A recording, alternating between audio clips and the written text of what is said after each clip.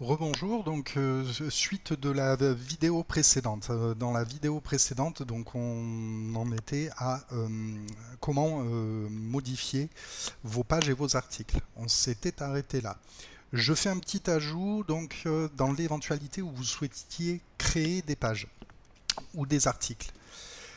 On va retourner sur pages, toutes les pages.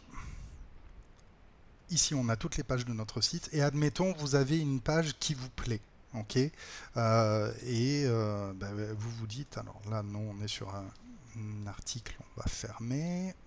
Je vais aller voir mon site. Ok. Je me dis, tiens, cette page, je l'aime bien. Et ça pourrait me servir de base pour créer une nouvelle page.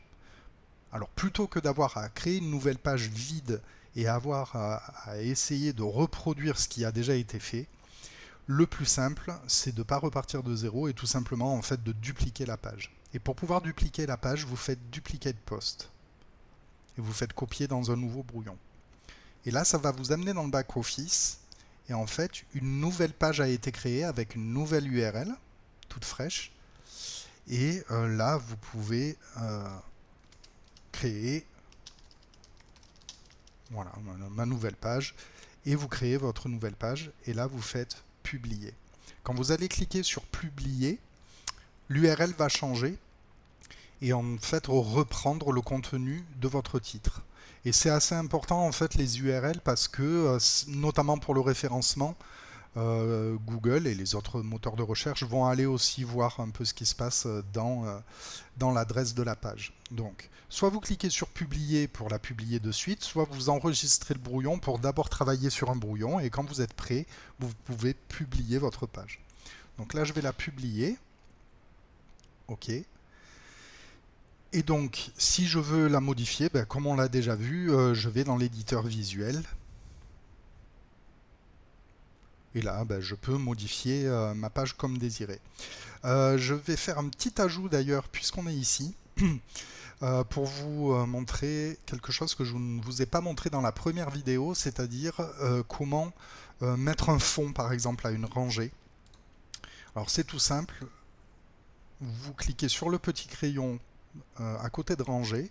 Donc pour rappel, hein, si rangée n'est pas, n'est pas déplié, vous cliquez sur la petite flèche, là, voilà, vous cliquez sur le bouton et vous avez cette fenêtre qui s'affiche. Et là dans les options de style, vous pouvez donner une bordure, donner un fond à votre page, etc. Donc, à votre rangée, pardon. Donc là, vous pouvez choisir, par exemple, on va lui donner un vert. OK. Et là, la rangée a un fond vert. Alors par contre, vous allez me dire, ah mais j'ai un problème là parce que le vert s'étire pas. Moi, j'aimerais bien que le vert s'étire sur les bords. Alors ça, c'est tout simple à faire. Vous allez dans Général, ici dans les rangées. Et dans l'étirement de la rangée, vous allez sélectionner étirer la rangée.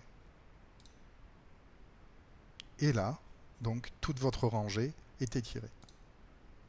Alors, encore une fois, vous allez peut-être me dire oui, mais j'aimerais bien qu'il y ait que l'image ne soit pas collée, etc.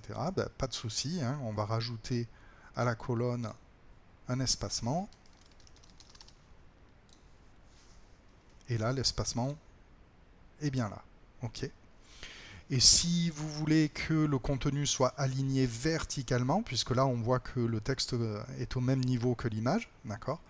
Si vous voulez que les éléments soient alignés verticalement, donc position du contenu ici, vous allez sur milieu, sauvegarder. Et là, vous avez votre contenu qui est bien aligné verticalement. Et vous mettez à jour et vous pouvez cliquez ici pour fermer l'éditeur et découvrir le résultat de ce que vous avez fait. Ok. Donc voilà, donc ça c'est le principe.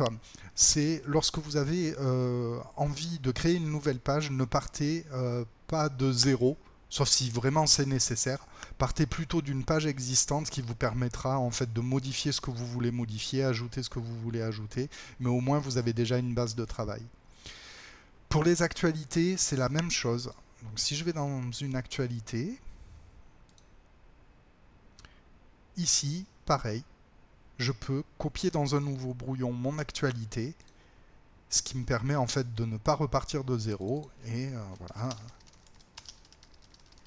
ma nouvelle actualité, je modifie l'image, définir l'image mise en avant, je réécris tout mon texte,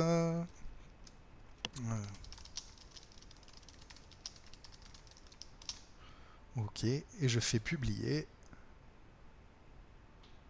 ce qui me permet, lorsque je retourne sur mon site et d'aller dans les actualités, ben, j'ai une nouvelle actualité qui a été créée sur la base de l'ancienne.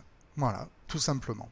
Donc j'espère que ce petit tuto supplémentaire vous aura été utile, et puis voilà, je vous dis à bientôt, peut-être pour d'autres tutos. Au revoir.